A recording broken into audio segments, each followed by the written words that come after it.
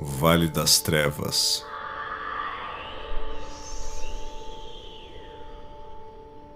Da ponte pra cá.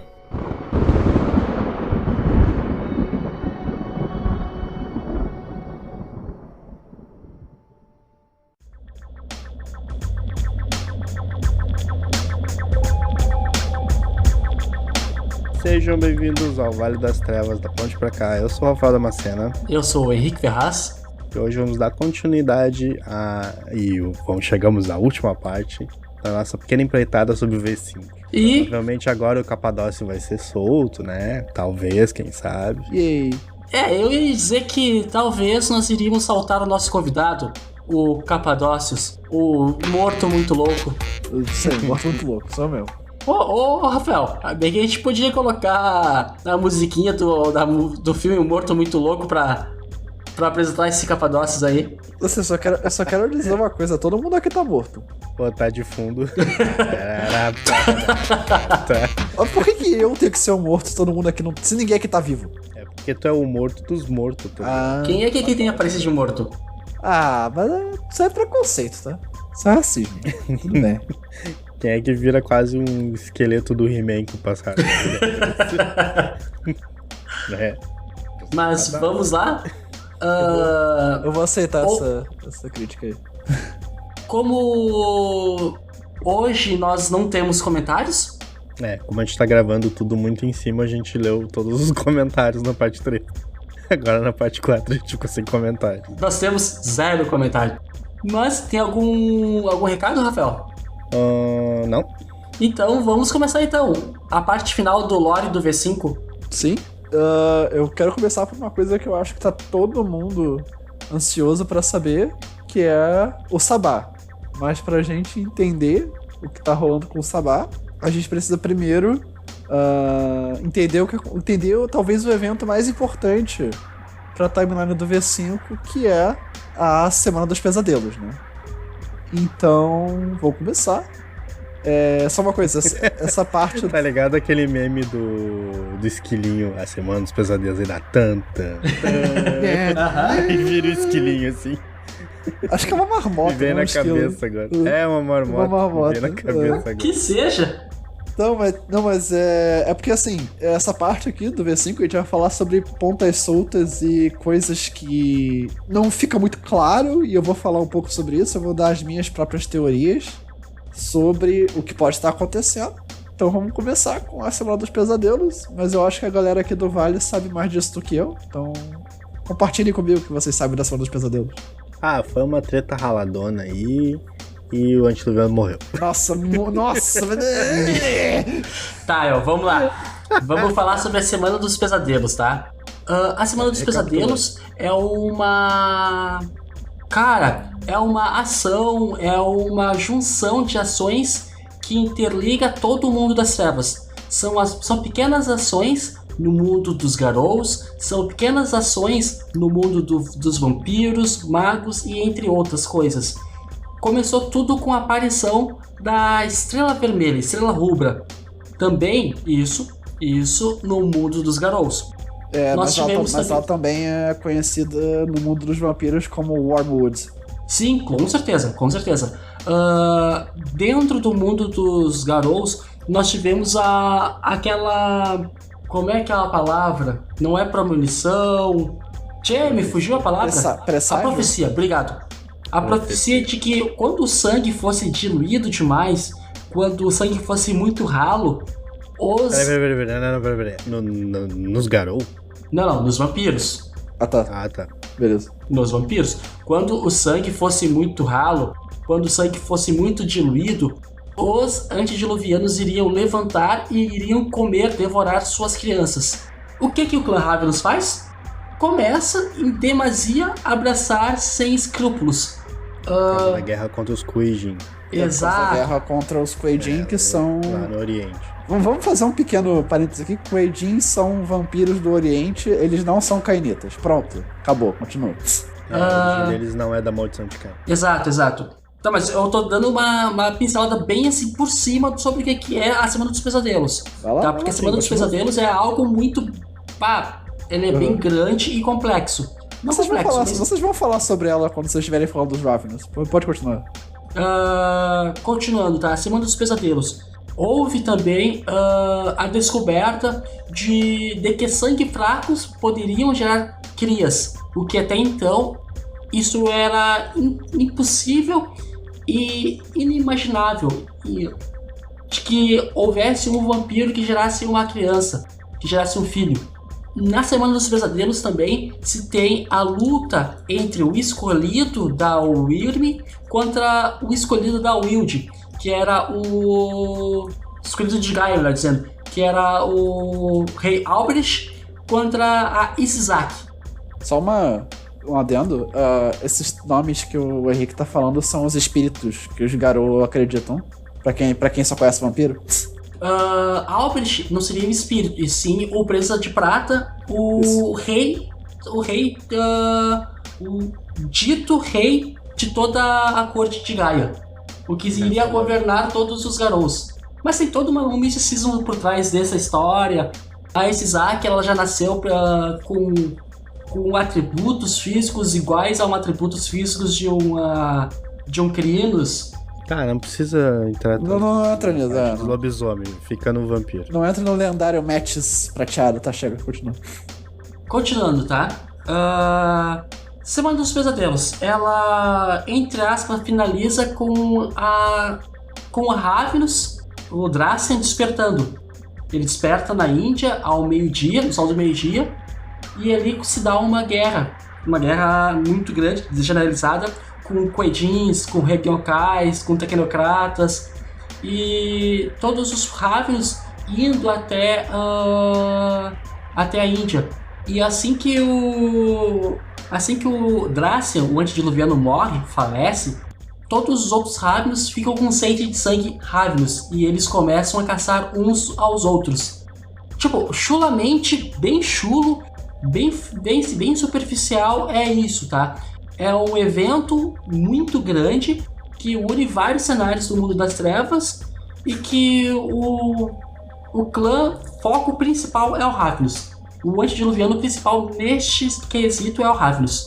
É aquela coisa, vamos dizer assim, a proximidade do despertar do Ravenous começou a causar alguns efeitos psíquicos nos vampiros no mundo das trevas. É chamada de Semana dos Pesadelos porque durante essa época, dessa semana que teve até o despertar do Ravenous no auge, todos os vampiros começaram a ter pesadelos. Muitos não estavam conseguindo nem dormir direito. Todos entre aspas. E sim aqueles vampiros mais sensate. Não, quando tá perto do ápice, é todo mundo que sente. É todo mundo. Até os 13º. Eu só vou pegar um pouco disso e correlacionar com o V5, porque tipo assim, essa história aí é mais das edições antigas, né? Sim. E tipo, não tem uma explicação nas edições antigas do porquê que os Ravenous se dirigem à Índia, né? Tipo assim, por que eles vão lá? Pra serem devorados? E agora no V5 a gente tem a explicação que isso foi os sintomas iniciais do chamado. Sim. Tanto que a Estrela Rober aparece só depois que o Ravenous é destruído. Ele acorda e aí acontece um embate onde ele luta com 3 Bodhisattva, que são os Koijin mais velhão que tem. São os mais de Dharma mais evoluído. Ele luta com os 3 ao mesmo tempo. E nesse vucu-vucu lá, provavelmente o estagiário da tecnocracia viu, apertou o botão vermelho lá e tocaram umas bombas de quintessência espiritual no meio da batalha. E acabou dizimando toda a população sobrenatural que estava na volta. E resumindo, eles conseguiram parar o Ravenous quando a tecnocracia mirou todos os satélites que eles tinham com luzes refletindo a luz solar pro Ravenous. Que depois da batalha ele tava. Depois da batalha e das bombas, ele tava todo estourado. Ele tava sem um braço, ele tava todo ralado. E aí, com a luz do sol, eles conseguiram matar o Ravenous. Existe uma teoria que na verdade não era o Ravenous que tava ali, mas o primogênito dele. Porque ele sempre fala que o nome, entre aspas, do Ravenous seria Zapatasura, e a primeira criança dele seria Ravana, e é da criança dele que surge o clã, e não dele em si, né? Tem uma história dessas, assim, uma teoria, né? Não é confirmado. Usaram essa coisa aí. Zapatassura, eu Zapatassura acho que é o nome. é a forma que quando ele acorda com várias cabeças e braços, e aí ele começa a cortar tudo fora pra regenerar e ficar normal. Porque na verdade, tipo, interpreta-se que o nível de quimerismo dele tava tão alto que ele tava, inclusive, conseguindo alterar a realidade, né, em volta dele, em si, e não só criar. Ele tava distorcendo a realidade na volta dele. Sim. Isso aí é um dos motivos. Isso é um dos motivos por causa da tecnocracia. Ela, antes deste evento, a tecnocracia, ela classificava os vampiros como perigo de nível 1. Bem baixo. Ameaça de nível 0, acho que é. Pode ser de nível 0. Era bem baixo. Daí após o Ravenous despertar, eles colocam com ameaça de nível 5. Isso só mostra o quão eficiente foi a máscara, né? Tipo, sim, a gente conseguiu esconder deles que nós temos esse tipo de poder, sabe? Porque justo. Talvez a tecnocracia só tivesse contato com vampiros muito novos. Então, de fato, eles não têm uma ameaça muito grande. Daí apareceu, depois que o Ravenous foi destruído, a Estrela Rubra no céu. Wormwood. Ao qual só seres sobrenaturais e alguns carniçais com hospícios parece que conseguem ver a estrela no céu. Sim. E dizem que ela é um dos olhos da Wyrm, né? Ele é um dos 3 cabeças. O Ravenous era uma das 3 cabeças da Wyrm, uma das 3 calamidades da Wyrm. Algo desse gênero. Começam a surgir mais estrelas com o passar do tempo, que são mais olhos da Wyrm que estão se abrindo. A gente fez esse parêntese justamente porque a Semana dos Pesadelos marca o início do fim, né? Na hora do V5. Ela marca o início da Cruzada de Gehenna, que eu vou explicar mais e tem a ver com Sabá também. Pode ser chamada de Cruzada de Gehenna ou Guerra de Gehenna. Mas assim, esse evento é tão importante porque, se não me engano, no V2 ou no V3, acho que no V3 que teve aquele Gehenna Time of Judgment. Qual foi? Sim, foi no V3, não foi no V2. Sim, foi no. E tem terceira edição. Que eram vários cenários. Sim, V3. Que eram vários cenários explicando como se daria o fim, né? Sim. O Gehenna. E a maioria desses cenários envolvia a Estrela Rubra, né? O primeiro deles, inclusive, que era os vampiros perdiam os poderes, né? Envolvia a estrela. Isso que eles pedem os poderes é uma praga divina. Isso. Que é lançada sobre a Terra. Enfim, é um péssimo livro.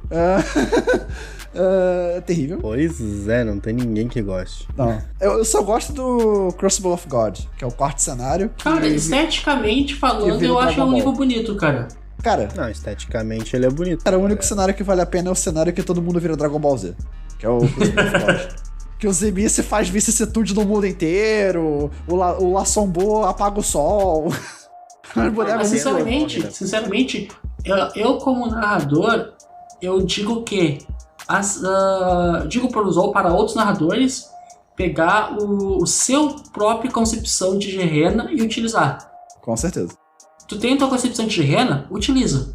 Faz o que tu bem entender, porque o jogo ele te dá essa premissa, o jogo te dá essa ideia de que tu tenha total liberdade pra fazer o que tu tem bem entender, o que tu quer. Ou faz o melhor ainda, cria um clima de tensão de que a Gehenna tá próxima só pra todo mundo ficar pirado, mas não tem Gehenna nenhuma.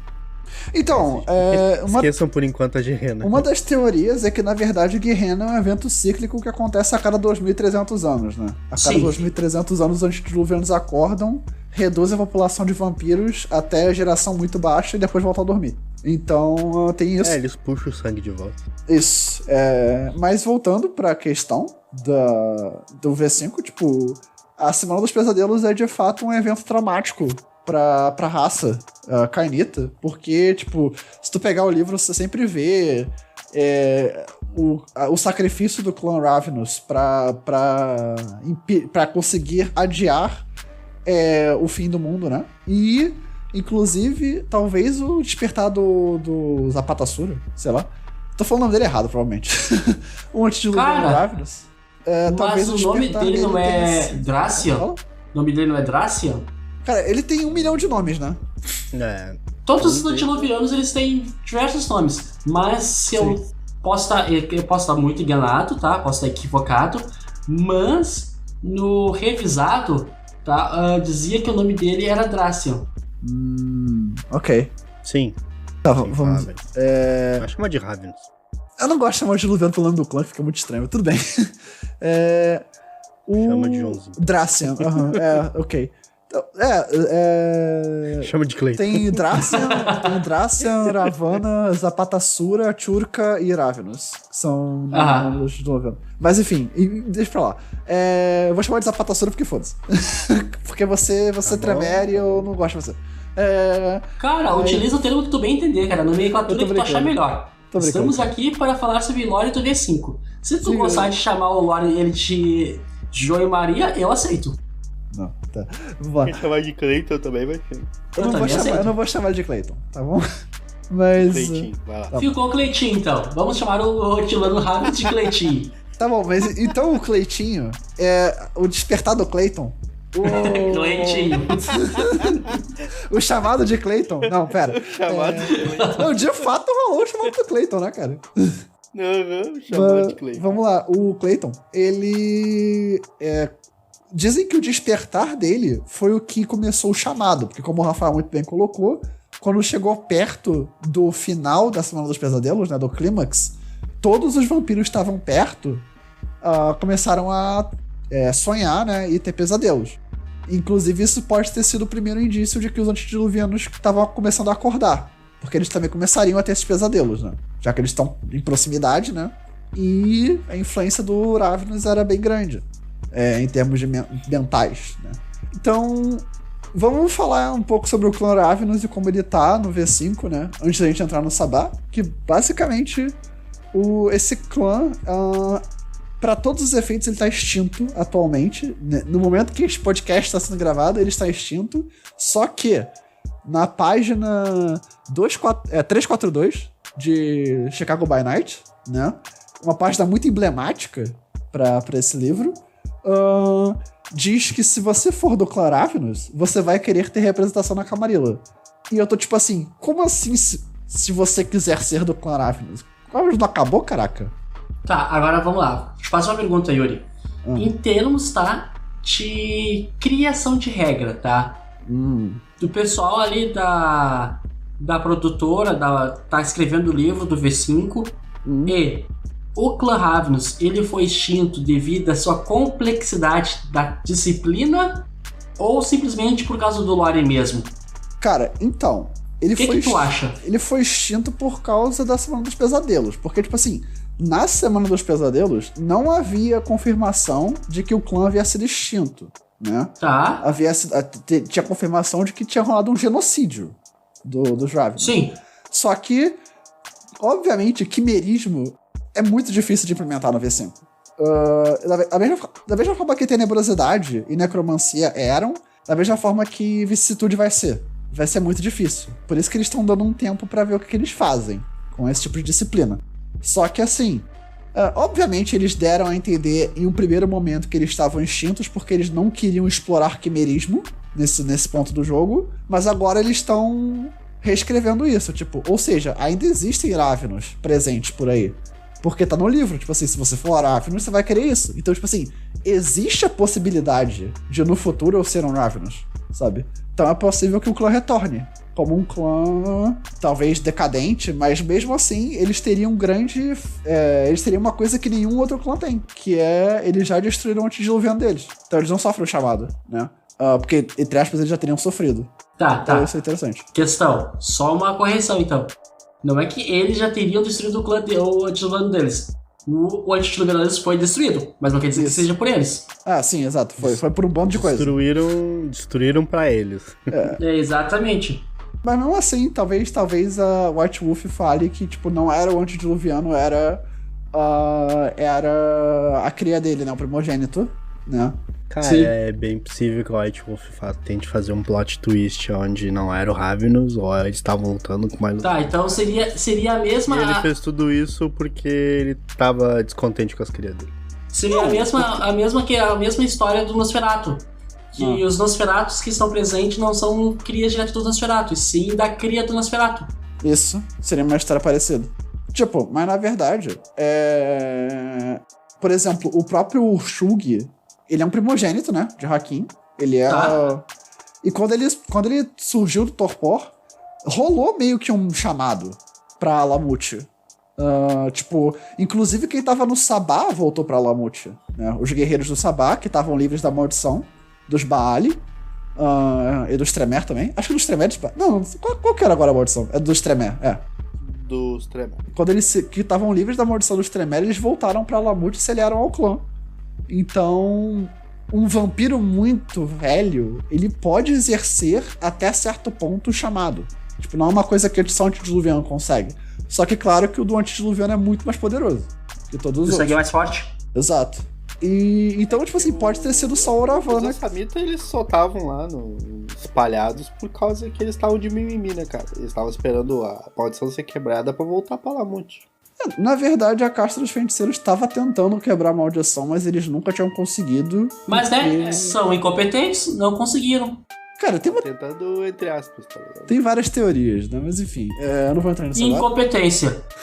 Tá bom, beleza. Eu não sou nem feiticeiro, eu sou necromante. Não vou entrar nesse mérito. Não vou entrar em qual magia de sangue é melhor. Mas, Duranqui, óbvio. Mas que, tipo... Agora, vai, toca a ficha, Yuri, toca a ficha. Eu tô tentando lembrar que vocês tiraram meu foco, peraí. Brincadeira. Não, vamos lá. Não, então, aí isso que eu tô dizendo, tipo assim, em um primeiro momento, até agora, os Ravenous são tidos como um clã extinto, mas tem chance de eles voltarem no futuro, com certeza. Porque já tem dicas aqui no livro que os Ravenous estão presentes de alguma maneira na hora. Indo agora pro Sabá, né? Antes da gente continuar, o que a gente sabe sobre o Sabá? A gente sabe que o Sabá é literalmente o bicho-papão da quinta edição. Porque a gente descobriu... A gente tem muito pouca coisa escrita sobre o Sabá. O principal que tá escrito tá no livro base e tá no livro da Camarilla. E assim, o livro da Camarilla pinta uma imagem deles muito... o Sabá é muito forte, sabe? Porque... O negócio é o seguinte, quando começou o chamado, né, como eu disse no primeiro episódio, os membros do Sabá foram atrás dos antediluvianos pra finalizar de vez o trabalho deles, né, que é matar os antediluvianos e impedir que guerra aconteça. Assim, eu acho que o V5 não entra em toda aquela questão de que, na verdade, o Sabá estava sendo manipulado pela Mão Sem Sol pra trazer Guerrena. Eu acho que o V5 não entra nisso. Então, até onde eu sei, tipo... O Sabá, de fato, queria acabar com Guerrena, na maneira deles. E eles começaram a cruzada de Guerrena, que é eles invadindo territórios da Camarilla e da Ashira pra acabar com os antediluvianos de vez. No livro da Camarilla, eles botam uma mensagem, eu acho que de um membro da Camarilla, eu não sei porque o narrador não fica claro, mas eu acho que é um membro da Camarilla porque ele fala que eles estavam indo no leste europeu, na Grécia, mais ou menos na Rússia, enfrentar o Sabá, porque lembra que a Camarilla acha que a cruzada de Guerrena é só a desculpa do Sabá pra entrar tocando terror em qualquer lugar. Com a desculpa de que tem antediluvianos acordando, já que a Camarilla não acredita em antediluvianos. E esse cara fala que, tipo, ele tava com uma elder grega falando, e toda vez que ela falava, os inimigos dela se tornavam os aliados dela, e eles seriam imbatíveis com isso. Mas aí eles encontraram o primeiro bando. Ele usa esse termo. A gente encontrou o primeiro bando do Sabá. E ele diz que a noite se tornou de escuro pra tinta. Virou tinta e virou viscoso. Eu acho que ele tá querendo se referir à utilização de tenebrosidade por uma sombra, quando ele fala isso. E ele fala que quando isso aconteceu, essa Elder falou: agora eu entendo. E aí eles morreram. Tipo, só esse cara sobreviveu.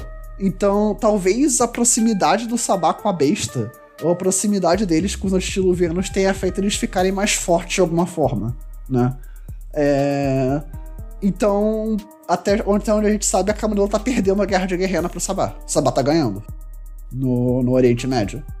E o Sabá parece que tá indo com tudo pra acabar com os antediluvianos, eu não quero nem saber. Do mal. Sim, o Sabá de fato tá sendo pintado como, tipo, você não quer encontrar o Sabá. Eles inclusive botam aqui, tipo, não há como negociar com o Sabá. Não há como ter conversa com um vampiro que está a ponto de se tornar um White. Não existe conversa com o Sabá. Então, assim, o Sabá tá tenso. O Sabá voltou a ser aquela organização que era lá no início de Vampira Máscara, que Tipo, eles não eram nem uma seita direita, eles eram os vilões do jogo, saca? Eles voltaram a ser o bicho-papão que eles eram. Exato, tipo... Talvez eles lancem alguma coisa... mais legal. Talvez eles lancem alguma coisa referente ao Sabá, mas assim, provavelmente pra uma campanha... É porque eu acho que um dos erros do Sabá, que fizeram com o Sabá... mais legal. Eu acho que um dos erros que fizeram com o Sabá foi tentar pintar eles como, tipo... eles não são cruéis de fato. Eles só têm um ponto de vista diferente. Quando, na verdade, tipo... O que o vampiro é? O vampiro é um monstro. O vampiro é cruel. Tipo, ele é cruel. E o vampiro que se entrega à besta dele, ele vai ser um vampiro cruel. Eu acho que essa é o que eles estão tentando pintar com o Sabá, sabe? Tipo assim, esquece esse negócio, tipo, o Sabá é só mais uma seita com opiniões diferentes. Não, o Sabá, eles são monstros.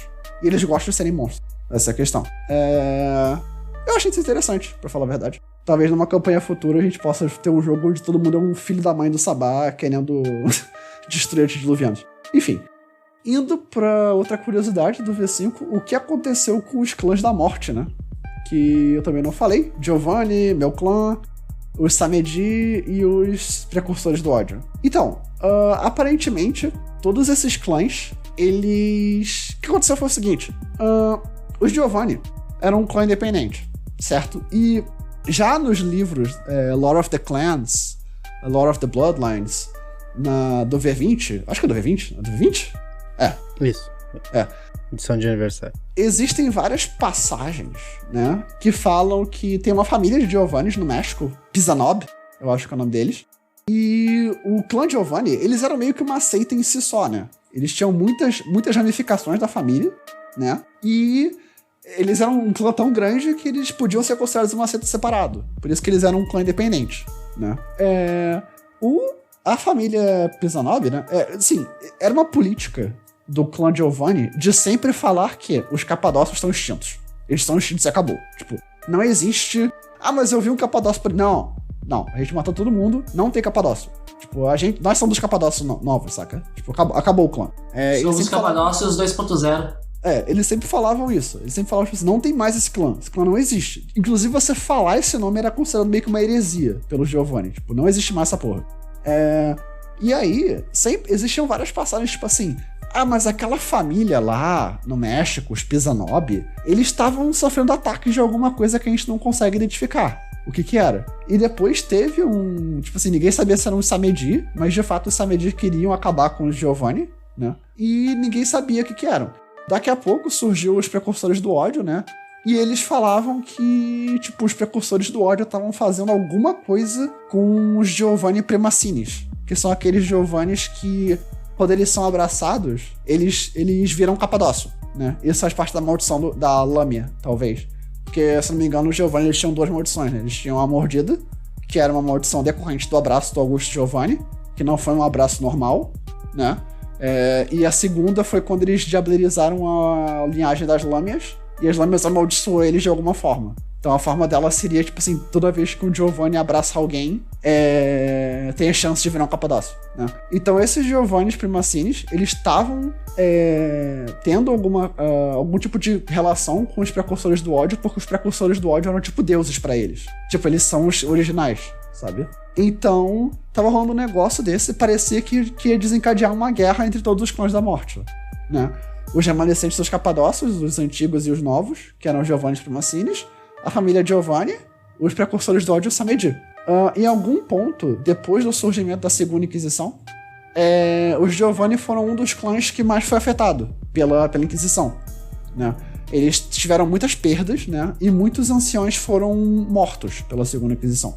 Depois disso, parece que os precursores, os Samedis e os Capadócios tinham formado uma organização única chamada Zecata. E eles começaram a caçar todos os Giovanni que tinham participado do genocídio, né? Porque os Samedis, os precursores e os Capadócios são Capadócios, no fim das contas. Eles só têm uma formação diferente. Mas aí, eles acabaram com esses anciões, só que eles não quiseram exterminar o clã, porque as crianças não tinham meio que culpa. E elas podiam ser úteis ainda, já que, se vocês se lembram, o motivo pelo qual os Capadócios abraçaram Augusto Giovanni foi porque ele tinha conhecimento de espiritismo e de enigrimancia, que era uma coisa que os Capadócios não tinham. Eles tinham conhecimento de mortes. Então, depois disso, os 4 clãs se aliaram numa trégua e eles formaram o Zecata, que são o novo clã da morte, composto por essas 4 linhagens diferentes. E ele sai no próximo livro, que é Cultos dos Deuses de Sangue, e aparentemente cada linhagem vai ter os próprios poderes e as próprias fraquezas. Pelo menos é isso. Ah, bacana, curti, cara. Fala. Peraí, faz um pause aí, peraí. O Samed, mais o Giovanni, mais os Percussor do Ódio se juntaram... Mais os Capadócios. Os Capadócios ainda, tá, beleza. Quer dizer, só no nome, né? Porque eles, os Percussor do Ódio, é a mesma coisa, né? Não, porque os Capadócios, eles ainda tinham sobrevivido ao expurgo do Giovanni. Só que os precursores do ódio são Capadócios que tiveram contato com as energias da Terra das Sombras, né? De Oblivion. E eles foram modificados por conta disso. Então eles não são Capadócios, mas... Interessante. Aí essa galera toda se juntou e fez o Zekata. Sim. Todos eles se uniram. Milagre, os Percussor perdoar o Giovanni, né? Eles não perdoaram. Eles caçaram todo mundo que estava envolvido com o que aconteceu com eles. Ninguém foi perdoado nessa história. O que aconteceu foi que eles sentiram que... Tipo assim, eles mataram todos os anciões que tinham participado do expurgo e os que não foram mortos se esconderam. Ainda existem anciões de Giovanni que se mantêm fiéis à família, né? Depois disso, o clã de Giovanni ficou acéfalo. Ele não tinha mais liderança nenhuma, porque os anciões foram mortos. Então eles meio que se entregaram à mercê do Zekata. Os Zekata já estavam formados nessa época. Ele era uma união dos Samedis, dos precursores dos Capadócios. Então até o Augustus foi morto? Ninguém sabe. Eu acho que não. Eu acho que o Augusto tá vivo, sim. Beleza. Tá, então Giovanni entraram por último, então. Talvez tenha a mão do Capuchinho aí. Do Capuchinho. Aí, provavelmente. O Lázaro. Não. O Capuchinho é... Enfim, eles são 3 pessoas, né? O Capuchinho, o pessoal suspeita que é o Lázaro. É o Lázaro, o Jafé e o Bizarro. Eles utilizam a mesma persona de o Capuchinho. O Jafé tá vivo? Sim, o Lázaro, o Jafé e o Bizarro. Os 3 filhos da Capadócia, eles são o Capuchinho. Bom, porque tinham dito que o Jafé tinha sido diabolizado, né? Dizem muita coisa, né, cara? Pelo Lázaro. Dizem muita coisa. Foi o Jafé que foi lá falar. Não. Foi o Jafé, não. Foi um cara que era fiel ao clã, que foi falar com o Lázaro no Egito, e o Lázaro tinha aprendido serpentes e comeu o cara. Mas enfim, a gente tá indo muito pra outra história, que é a história do meu clã, que a gente vai falar depois. O importante você saber é, todos os clãs da morte se uniram numa única unidade chamada Zekata. E agora eles são o clã da morte do V5. Eles são um clã composto por 4 linhagens, e cada linhagem tem os próprios poderes e as próprias fraquezas, né? Tá, ô Yuri, e nessa linhagem do Zekata e tudo mais, nesse novo clã, poderes? Então, vamos lá. A disciplina de necromancia, ela foi fundida com tenebrosidade e foi formada Oblivion, né? Tá, sim, isso eu sei. A minha pergunta é, aonde que fica Mortis? Vamos lá. Tipo, Oblivion é uma disciplina que tem a ver com a mortalha, né? Como o Rafael falou alguma hora. Oblivion, enquanto os La Sombra conseguem usar Oblivion por conta de uma ligação com o antediluviano, com o La Sombra, os Zekata utilizam La Sombra porque eles entendem o que é o mundo dos mortos. Mortes, Nigromancia, Thanatosis e as outras disciplinas da morte foram incorporadas a Oblivion, mas não como poderes. Elas foram incorporadas como rituais necromantes. Então, só quem podem utilizar esses rituais necromantes são os Zekata. Os La Sombra não têm acesso, porque os La Sombra não entendem o que eles estão fazendo. Na verdade, eles entendem, mas é uma coisa mais instintiva. Eles utilizam porque é da natureza deles utilizar Oblivion. Enquanto os Zekata utilizam porque eles estudaram o que é aquilo. Eles conseguem ter um domínio mais intelectual sobre o reino dos mortos. Enquanto os La Sombra utilizam mais o poder bruto da mortalha, entende? Os La Sombra tiram mais do abismo, né? Isso. E a galera ali da galerinha da morte ali, eles tiram mais direto dos reinos da Shadowlands, né? Os La Sombra, eles têm disciplinas mais ligadas à manipulação das sombras, como o Braços de Ahriman, que é uma disciplina de amálgama de Oblivion e potência. Então, um Hecata não teria acesso a isso, né? Mas um Hecata teria acesso à utilização mais estratégica dessa disciplina. Por exemplo, o La Sombra utilizaria o Shadow Step, já um Hecata utilizaria o Avatar Tenebroso. que são variações de... É um poder que envolve transporte, mas ele funciona de maneiras diferentes. Interessante. Agora, indo pra o clã Tzimisce, que foi, né, o grande também desapontamento dos jogadores que esperavam que eles voltassem com esse clã, né? Até porque quando o V5 foi sair, eles esperavam que teriam as 3 facções, não só as 2 principais, né? Mas se bem que a gente já viu que existem facções dentro das facções, né? Justo. Então, Mas o Tzimisce, diferente... Tipo assim, ninguém sabe direito, mas aparentemente, assim como teve o sacrifício, que foi a saída dos La Sombra, do Sabá pra Camarilla, é possível que o clã Tzimisce tenha se dividido e saído do Sabá uma parte dele também, que é representada pelo que eles chamaram em Chicago by Night de o Velho Clã, né? Eles não deixaram claro se são os Tzimisce mesmo, mas eles estão usando esse termo Velho Clã, e Velho Clã, eu só conheço o Velho Clã Tzimisce. Não conheço nenhum clã que se chama de Velho Clã. O Old Clan. Old Clan Tzimisce. Maneiro. Então, provavelmente, esse clã, ele pode ser jogável no futuro. E eu tenho umas teorias sobre o que vão fazer com vicissitude. Provavelmente, vicissitude vai ser uma disciplina amálgama de feitiçaria de sangue e metamorfose. Tu notou um padrão que eles estão fazendo aí? O quê? Eles estão meio que pegando todos aqueles clãs que eram ligados ao Sabá, estão deixando eles meio que meio que uma independência, assim, afastando eles um pouco da capa do Sabá, vamos dizer assim. E estão deixando eles jogáveis, né? Mas mesmo assim eles não estão tocando nem aprofundando no que aconteceu com o Sabá. Então, o Sabá ainda existe, mas... Mas, por exemplo, eles pegaram o Precursor do Ódio e tiraram.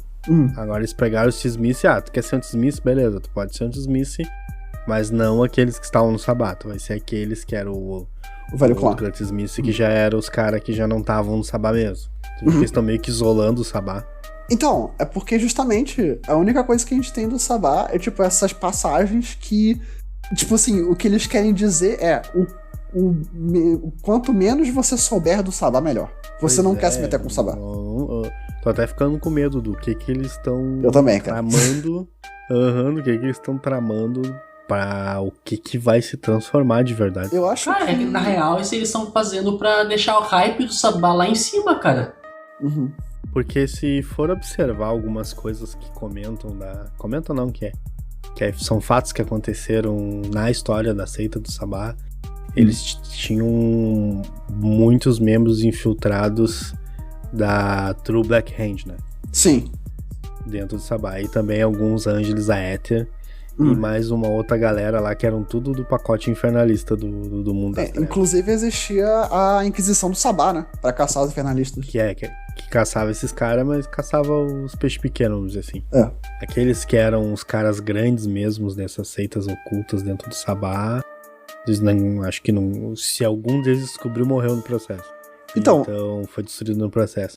Mas eu acho que se for olhar por esse prisma, por esse espectro, pode ser que a seita tá se transformando num grande poço infernalista que vai querer consumir os antediluvianos, por causa que se acontecer o despertar deles e eles começarem a ocasionar, vamos trazer a Gehenna, vamos dizer assim, que as entidades que são veneradas por esses caras não vão ter a oportunidade de eles trazerem o reino deles pra Terra, né? Sim. Caraca, eu não tinha nem pensado nisso. É uma boa teoria. De fato.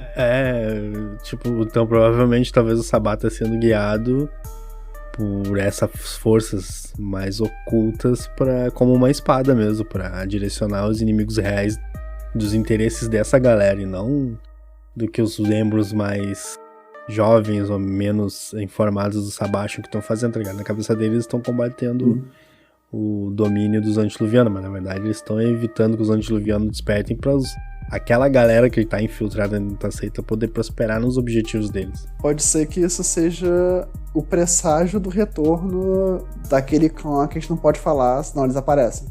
Pois é, né? Porque eles estão pintando que esse clã tá voltando, né? Sim, tem muita coisa. Tipo assim, no próximo livro vai ter coisa do Sabá, com certeza, porque vai ter coisa da Igreja de Caim, né? E a Igreja de Caim é basicamente a heresia cainita, que, né, é o Sabá.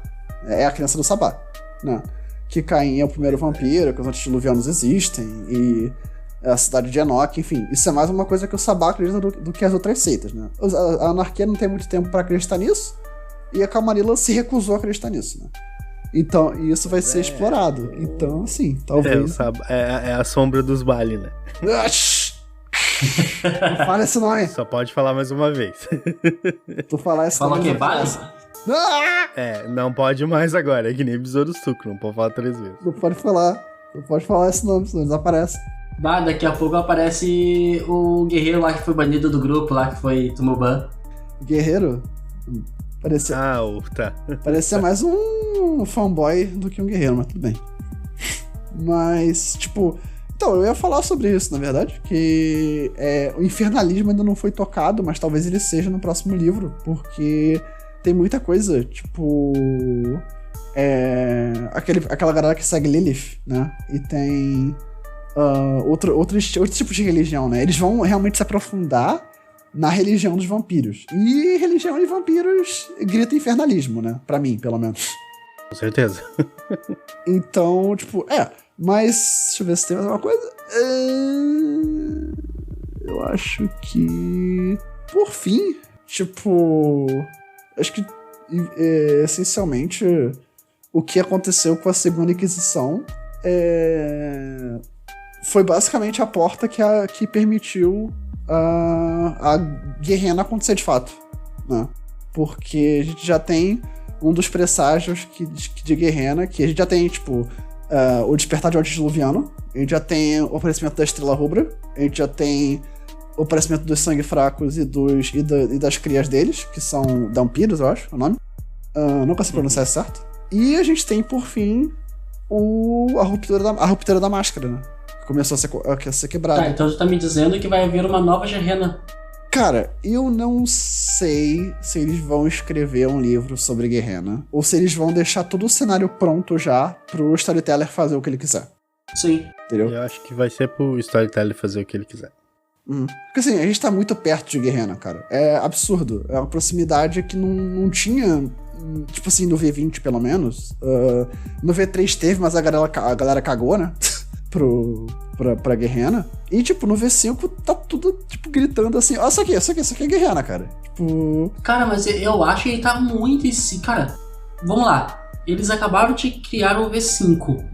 E já querem destruir o mundo do V5, eu acho que tá muito em cima. Não é bem isso, tipo, eles querem se manter nessa timeline de tá tendo Guerrena, mas não teve ainda, sabe? Eu acho que é mais isso, tipo, é mais pra gerar uma tensão nas Não, é que eu digo aqui o seguinte, cara, é que assim, ó, vamos lá, ô Yuri, tu teve 20 anos pra te concluir uma história e fazer uma Guerrena, Sim. tá? Que foi do Vampiro à Máscara, primeira edição, até o dito fato do Guerrena, tá? Tu teve 20 anos pra te construir história, construir lore, montar quebra-cabeça, colocar as engrenagens, fazer tudo, tá?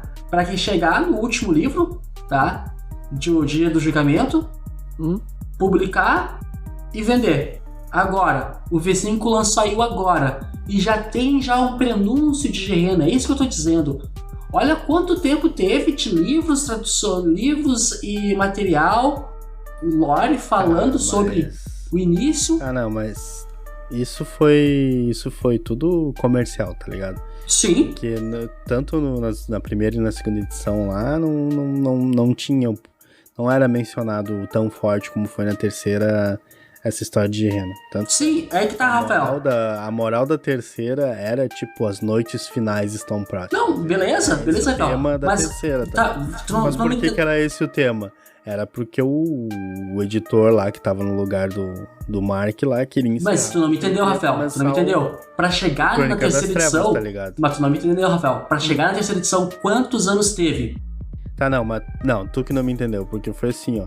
Tu imagina que na primeira e na segunda edição isso não era um tema abordado. Era um tema que talvez era salpicado. Tá. Ele foi totalmente acelerado só na terceira. Ok, beleza. É exatamente esse o ponto. Tá, esse é o ponto. No primeira edição e segunda edição foi somente salpicado. Ok? Vou usar teu termo, tuas palavras. Não era, vamos dizer assim, Cara, a atmosfera que queriam Sim, exato. essas duas primeiras Exatamente edições. isso. Esse é o ponto. Só uma coisa. Fale. Tipo, eu entendo o que você tá falando. Eu entendo o que vocês já estão falando. Mas assim, vocês estão pensando no V5 como algo separado demais da lore de vampiro. Porque você tá tipo assim, mas teve todo um processo de construção de mundo pra chegar à Guerrena. Tá, mas no Sim, V5 já foi construído. Tipo, o V5 não rejeitou o passado de Vampira Máscara. Ele só reconstruiu. Mas, tipo assim, não começou, tipo, a gente zera vampiro, começa na Semana dos Pesadelos V5. Tipo, não. Tem uma história que foi mantida. Parte da lore foi mantida. Inclusive, o livro Os Diários do Jihad, do Beckett, eles são a ponte entre V20 e V5. V3, V20 e V5. Tá, então, vamos lá. Vou tentar ser mais claro, tá? Vou tentar ser mais claro. Beleza. Vamos lá. Vamos pegar os livros do Oriente, ok? Nos livros do Oriente e na tradição... na tradição... A que utiliza entropia como sua esfera principal. Tá falando dos Eutanatos? Eutanatos, obrigado. Os Eutanatos, tá? E os vampiros orientais e os metamórfos orientais. Esses, eles não utilizam, eles não pregam a ideia da Roda das Eras?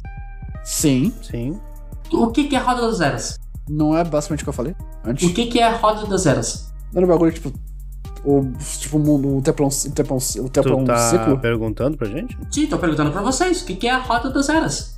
Não era um bagulho... A Roda das Eras é um ciclo, cara. É um ciclo. Exatamente esse é o ponto que eu tô dizendo pra vocês. Onde começa uma coisa e ele tem um tempo hábil, acaba. Daí ele volta de novo, começa, acaba. Volta, acaba. A Roda das Eras é isso, tá? Cara, mas não foi o que eu falei? Tipo, de Guerrena ser metacíclico. Tá, mas eu tô tentando entender onde é que entra a Roda das Eras aí. Vamos lá. Essa história toda. Roda das Eras, tá? Começou. Finalizou. Agora, tá? Que eu tô entendendo, eu posso estar muito equivocado. Eu posso estar muito chapadão nessa minha linha de raciocínio. Mas eu tô entendendo que o V5 tá começando pelo final da Roda das Eras da terceira era, da quarta era, da quinta era, da sexta era. Tá começando pelo final. Não tá começando pelo início da sexta era. Tá começando já pelo final. Mas tem que ser assim. Se toda a história não foi ignorada, então, tipo, a era... Não, mas é que tá, a história não é ignorada. Ó... Não, por isso que eu tô dizendo, por essa história toda a história não ser ignorada, que tá continuando, tá começando o V5 onde acabou o V3, tá certo? Cara, só que o V3 não acabou em Guerrena, tá ligado? Mas esse negócio de, tipo, Guerrena tá chegando... Cara, isso é falado desde a Idade das Trevas. Tipo, é impossível saber quando Guerrena vai chegar de fato. Porque, tipo, desde a Idade das Trevas a galera fala, tipo assim... Mano, não vai passar de 1000. Aí passou. Aí, tipo... Tem também esse negócio de, tipo... Guerrena vai acontecer porque, entre aspas, já aconteceu. Não tem como impedir. Mas também não tem como saber quando vai ser. É que imagina assim, ó. Tinha o editor... original, que foi o cara que era o cabeça-chefe do negócio. Ele saiu pra entrar um outro cara e o outro cara fez do jeito dele, que provavelmente era, não, vamos dizer assim, deve ter gerado algum conflito de ideia com o cara que escreveu, o Mark. Agora o Mark voltou. Provavelmente o Mark agora tá amarrando esse monte de ponta criada pelo outro editor, pelo Justin, pra deixar com a cara dele agora de novo o vampiro. Mas o negócio... Que ele imaginava dos acontecimentos dos fatos. O negócio, Henrique e Rafael, é que, tipo, não o evento de Guerrena em si não é importante. Mas eu não acho. Mas a ideia... Agora, mas é a ideia de que Guerrena está próximo que aumenta a tensão. Não, a questão é... O evento em si... Ele não tem um peso tão grande quanto o mistério de estar próximo. Isso. O mistério de estar próximo, de estar prestes a acontecer, ele tem muito mais impacto do que o evento em si. Sim. Sim, A Guerrera seria mais ou menos aquela coisa... estão acontecendo coisas ruins. É por causa da Guerrera. Mas não é, tá ligado? Mas o pessoal... Pode ser que não seja. Pode ser que seja. Pode ser que seja só um evento comum que aconteceu ali. Mas... Cara, não. Aqueles mais supersticiosos vão sempre puxar pro lado da Guerrera, tá ligado? Mas na real não é. Cara, é o chamado de Clayton, cara. Tipo, ninguém sabe que o Clayton vai acordar, mas ele vai acordar alguma hora. Ninguém sabe onde o Clayton tá dormindo. Ele tá dormindo no oceano. Mas será que tá dormindo no oceano? Será que ele tá dormindo em algum planeta? Será que ele já acordou? Mas a ideia é um terror existencial, sabe? É um horror existencial. Tipo assim, mano, você tem que ter noção de que... É a ideia, tipo assim, não interessa se você é imortal. Você vai morrer. Porque o fim vai chegar. Eles querem manter a atmosfera de tensão sempre. Isso. É o terror pessoal, né? O terror pessoal, é isso aí mesmo. Tipo assim, você não sabe se é melhor você morrer amanhã sendo imortal e não viver nada da sua imortalidade, ou saber que você vai viver pra ver o fim de tudo. O que é pior? Mais aterrorizante. Mas é aquela coisa que eles mesmos abordaram, né? Tipo, já se passou 1000 anos desde de quando os antilianos começaram a dormir. Isso é fato. Já deve ter passado 1000 anos. Então tá perto de despertarem. E é o que tá sendo transmitido. Então, um despertou, provavelmente o outro vai despertar também. Então, vamos dizer assim, todo aquele mundo tá reagindo à possibilidade deles despertarem. Não que eles já despertaram, ou que vamos tocar uma Guerrera agora aqui, sei lá, em 2022, vou começar a ser livro de Guerrera e encerrou o V5. Mas, tipo assim... V6. Também tem Vamos fazer V6. Também tem o fato de É só a construção de... Vamos dizer assim, a construção ao qual eles são obrigados a explorar, que eles não exploraram até agora, mas que eles sempre ameaçaram e acontecer. Isso. Entende? Ô, Yuri. Oi. Tu pretende acompanhar a lore de W5 também, ou somente de V5? Vamos ver. Porque eu nunca fui muito ligado a lobisomem, né? Minha praia foi sempre mago e vampiro. Mas assim, se eu tiver que começar, agora é uma boa hora, né? Sim, tu vai começar, tu vai pegar, entre aspas, de início, né, cara? E lobisomem tem coisa pra caramba, mano. Mas será que vai continuar tendo coisa pra caramba? Eu só sei o seguinte. Tem tanta coisa quanto vampiro, assim, mago também. Eu só sei o seguinte. São cenários com muito conteúdo. Quando o papai Garou e a mamãe Garou se amam muito, eles dão origem ao Chihuahua. É isso que eu sei de lobisomem. Tá. Porque sai um bicho deformado. Enfim. Mas, tipo, voltando pra questão do vampiro. Última coisa.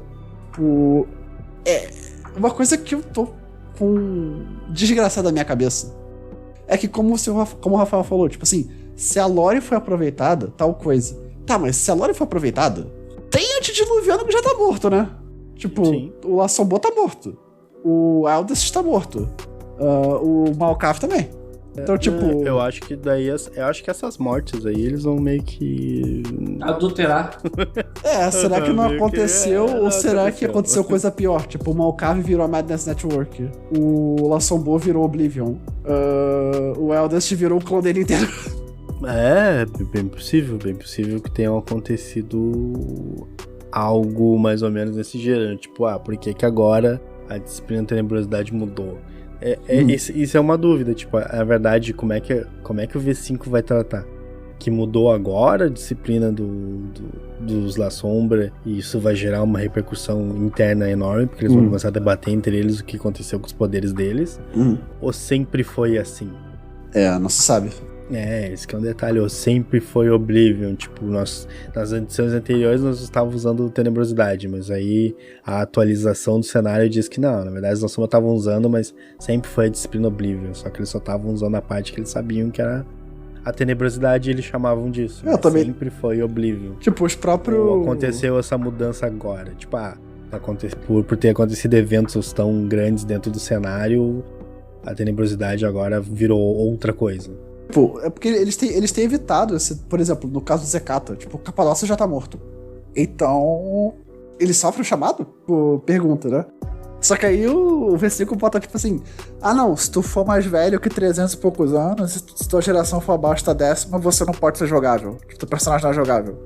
Então, tipo, vamos não falar sobre isso, sabe? Mas isso é uma coisa que eles estão favorecendo muito agora no V5, que é joguem com personagens mais jovens. Uhum. Tipo, você é favorecido se você jogar com gerações mais baixas, porque é o que é pra estar presente, é o que é pra acontecer vamos dizer assim, na timeline atual do jogo. Porque é comum, vou fazer um vampiro, geração 5. Vou fazer um vampiro, geração 4. É todo mundo de 8º ou 9º. É raro tu ver um jogador que, tipo, vou fazer aqui, tô na 12ª, eu tô na 13ª. Eu vou te dizer que é o seguinte, Rafael, eu não deixo meus jogadores ser mais do que 10ª geração. Essa o quê? Pois é. Mas eu não deixo meus jogadores ter uma geração mais baixa do que 10ª geração. É 13ª, 12ª, 11ª e 10ª. É recomendável, sim. No máximo do 10º. Desde que eu comecei a narrar a campanha mais atual, assim, eu também comecei a adotar esse sistema. Tipo, máximo de geração até 10ª. Mas eu quero ser de 8ª. Cara, normalmente esse pessoal de 8ª foi abraçado lá por 1.600, 1.500, por aí. Uhum. E aí tu olha, me perdoem os caras que eu vi nisso, mas às vezes tu olha pro roleplay de jogador e tu diz assim, cara, por que cargas d'água um cara de 7ª te abraçou, meu? Pois então, né? Cara, Tem, ainda mais tão cedo, beleza, tu é de 8ª, quantos anos tu tem como vampiro? 60. Por quê? O que deu na cabeça desse cara de te abraçar agora? Não, tipo, eu tô falando pro Henrique outro dia, tipo, aquele cara que a gente conhecia que era uma sombra Ancila. O cara já é que nem uma criança. E o cara era Ancila. Eu tipo assim, mano, esse roleplay não faz sentido. Tá ligado?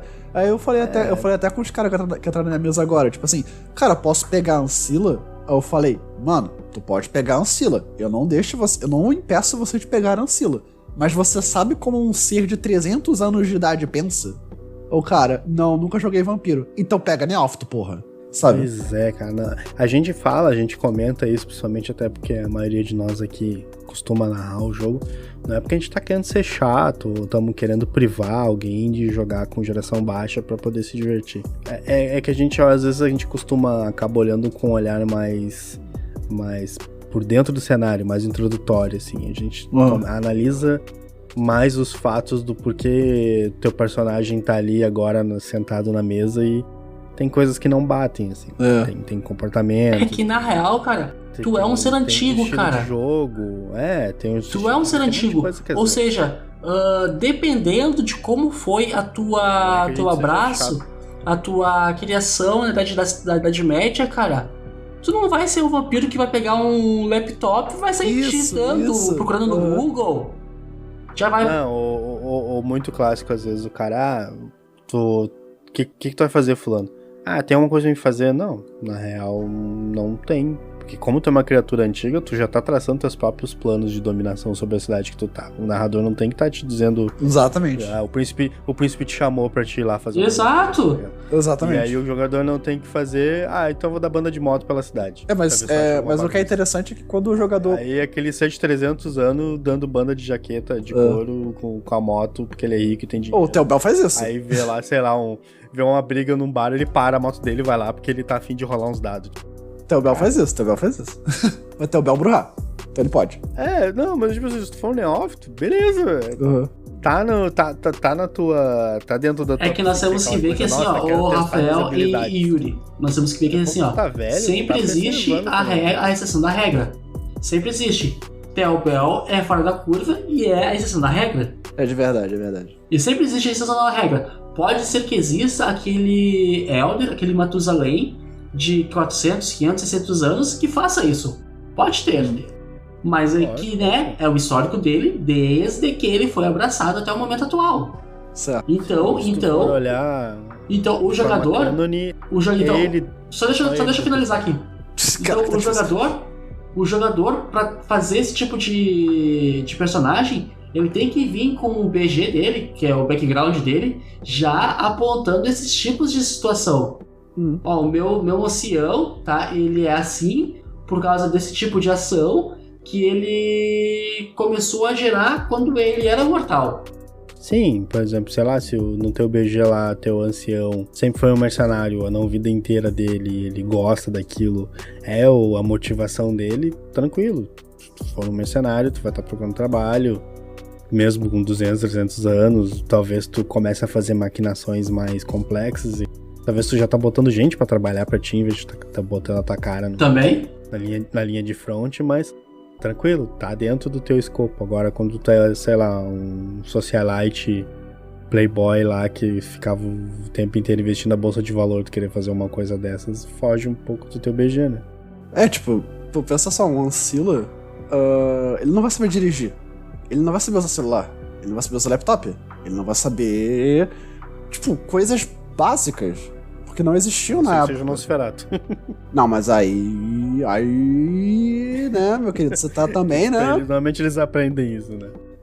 Mas tipo, o cara, se o cara vai olhar um carro, vai ficar tipo assim, mano, que porra é essa? Tipo, porque o cara não sabe. Tipo, não adianta você chegar, tipo assim, eu sou um Ancilla, beleza. Aí eu saio na rua, tudo normal, chego no bar, peço um negócio, depois eu pego uma Ferrari, aí eu ligo pra minha retainer, que eu preciso dar uma mordidinha nela, aí depois eu vou lá e invisto na bolsa, tipo, mano, que tipo de Ancilla é esse? Sabe? Cara, mas eu vou dizer o seguinte, ô Yuri, eu aceito. Quê? Eu aceito se o narrador da campanha permitir. Se o narrador da campanha permitir, ok. Eu claro, como jogador. Eu como jogador, tá? E o... Ah, tá. Eu como... jogando, pode ser assim, empurra a batata pra outra pessoa. Empurra a batata quente pra outra pessoa. Se o narrador permitir, cara, eu fico sussa. Falo até a mim. Porque o que é o princípio do RPG? Todo mundo se divertir. Todo mundo combinar. Então, se for num comum acerto entre jogador e narrador, não vejo por que não, cara. Claro que, volto a dizer, eu não aceitaria. Eu, como narrador, não aceitaria. Mas... Vamos pegar como exemplo ali o Lestat. O Lestat, ele é um vampiro velho, por muito tempo, durante que passado o tempo, ele se comportou como sendo Lestat.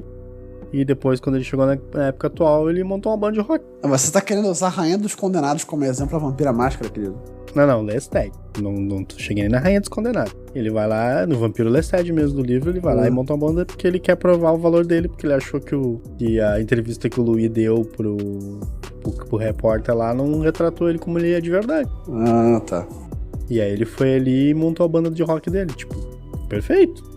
Ele é um cara velho, ele tá se comportando talvez como um astro de rock. Não, mas peraí. Teve vários motivos que levaram ele a isso. Tempo.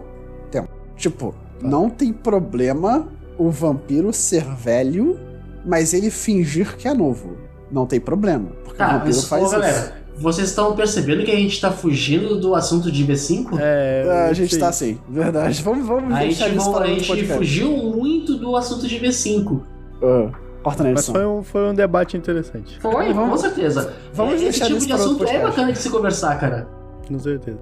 Vamos voltar a ver se... Não, acho que acabou, cara. Acho que era só isso mesmo. Eu imaginei que tinha acabado, por isso que eu não nem me preocupei em ter gerado esse debate. Não, acabou. É isso mesmo. É isso aí. Tipo, já bom, então aqui finalizamos os 4 episódios sobre a lore do V5. Vampira Máscara, 5ª edição.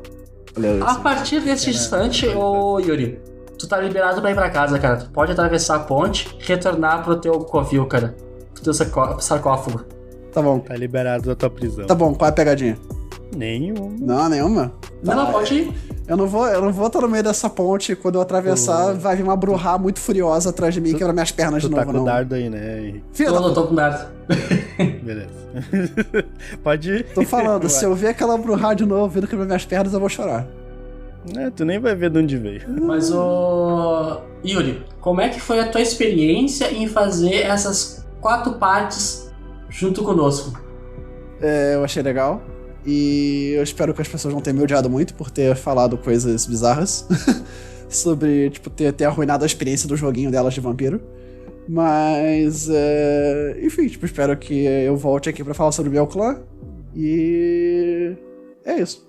Rafael, você te deixar algum recado? Deixa eu pensar se tem alguma coisa fora aí no escopo normal. Não. Sigam nas nossas redes sociais. Facebook, Vale das Trevas.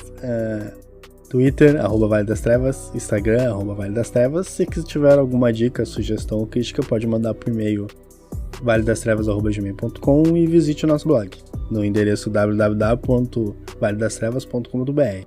Esses comentários que a gente lê antes de cada episódio são os comentários que vocês deixam pra nós lá na página do blog. Pra nós lá é mais fácil de catar os comentários pra ler. Então, se você quiser ter o seu comentário sendo comentado, sendo lido aqui durante o início de cada podcast, é só deixar pra nós lá que a gente sempre lê todos os comentários e comenta. Bom, então aqui é Henrique Ferraz e tô despedindo, fechando a ponte. Tu esqueceu uma coisa, querido. E esqueci os classificados da ponte. Olha os auspícios aí. Nós temos também os classificados da ponte. Caso você queira se desfazer do seu material RPGístico, nerd, e queira negociar com algum outro jogador, avise-nos, nos mande um e-mail, nos mande um recado que a gente possa tentar interceder por você. E nós temos já alguém, um ouvinte que tem uma Idade das Trevas, da segunda edição Capa Mole, um Guia do Jogador e um Vampiro à Máscara, segunda edição. Caso você tenha interesse em adquirir um desses livros, entre em contato conosco. Só mandar um e-mail lá para valedacelas@gmail.com.br que a gente providencia as tratativas. Bom, então aqui é o Henrique Ferraz e estou me despedindo. Aqui é Rafael Damasceno, levando o nosso convidado até a minha limusine para enxotar ele pro outro lado da ponte, mas com elegância e classe, óbvio. Aham. Vou pedir pro James te chutar, porque eu não vou estragar os meus caríssimos sapatos italianos, óbvio. Ele vai quebrar o pé. Não vai, não. Então tá. Não vai, não. Até logo. E abraço. Então tá, um abraço. Falou. Tchau.